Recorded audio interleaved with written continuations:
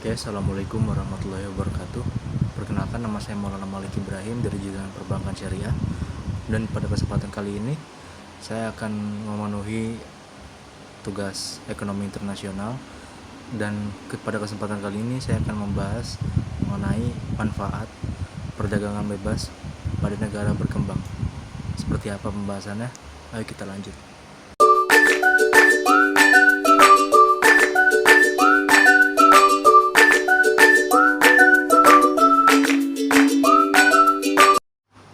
Nah, jadi pada dasarnya pasar bebas atau perdagangan bebas ini merupakan suatu kondisi ekonomi yang lebih fokus untuk mengedepankan produksi dan penjualan produk, barang atau jasa tanpa adanya campur tangan pihak pemerintah, di mana sistem ini lebih menerapkan prinsip ekonomi berdasarkan adanya hukum permintaan dan juga penawaran, sehingga setiap keputusan dan juga aksi individu yang berkaitan erat dengan jasa, barang, ataupun uang itu akan lebih bersifat sukarela, teman-teman.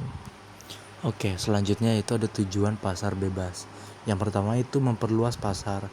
Nah, jadi sistem perdagangan yang lebih terbuka ke berbagai negara tentunya itu bisa memperluas konsumen pada sebuah produk, bahkan produk dari barang ataupun jasa mempunyai potensi untuk dapat lebih laku di negara lain dibandingkan di negara asalnya. Yang kedua, itu memenuhi kebutuhan dalam negeri. Dengan adanya pasar bebas, beberapa barang memungkinkan akan sulit diproduksi atau diperoleh di dalam negeri. Nah, untuk itu negara yang melakukan kegiatan impor barang dari luar negeri dapat memenuhi kebutuhannya dengan lebih mudah gitu, teman-teman. Nah, selanjutnya itu ada fungsi ya, teman-teman. Jadi intinya fungsi dari pasar bebas dalam perekonomian negara yaitu untuk bisa memberikan kebebasan kepada masyarakat untuk melakukan berbagai aktivitas ekonomi, khususnya dalam melakukan aktivitas ekspor dan impor barang. Pasar bebas juga mempunyai fungsi yang baik dalam memberikan informasi terkait dengan harga dan juga kuantitas permintaan barang.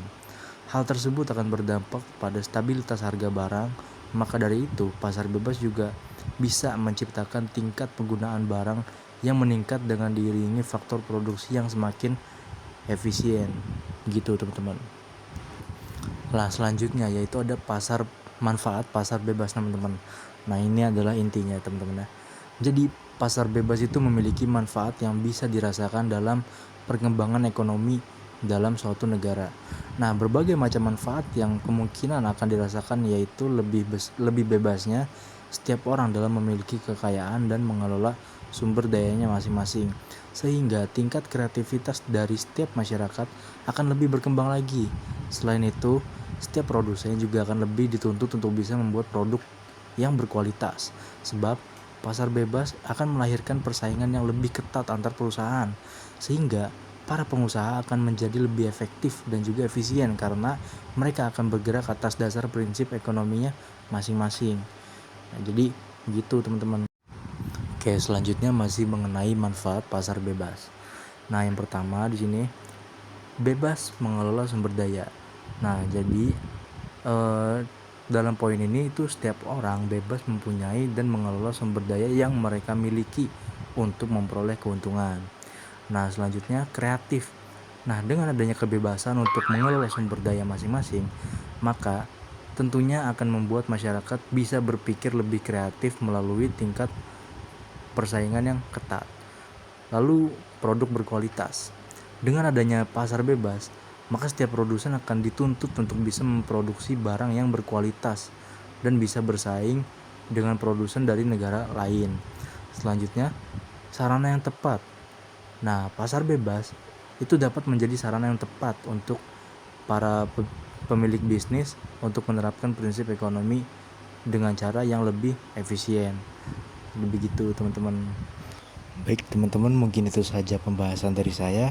Namun sebelum saya menutup pembahasan kali ini, selanjutnya saya akan menerangkan seperti apa sih salah satu contoh dari organisasi yang dengan konsep perdagangan bebas.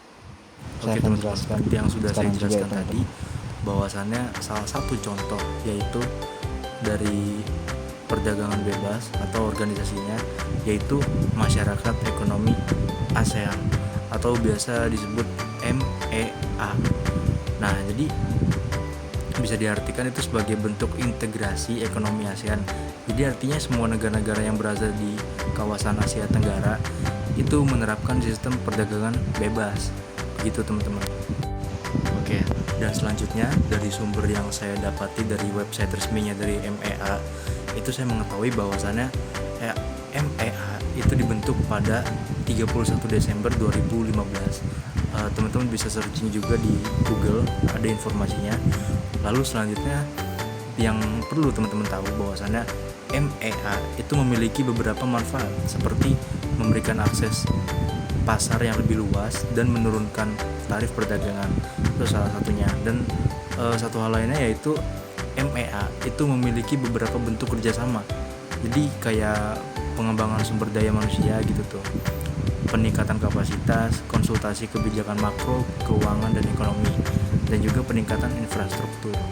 Jadi MEA ini semacam kerjasama dari berbagai macam negara Asia Tenggara, gitu kurang lebih teman-teman. Oke, mungkin itu saja yang bisa saya sampaikan. Kurang dan lebihnya mohon maaf. Wassalamualaikum warahmatullahi wabarakatuh.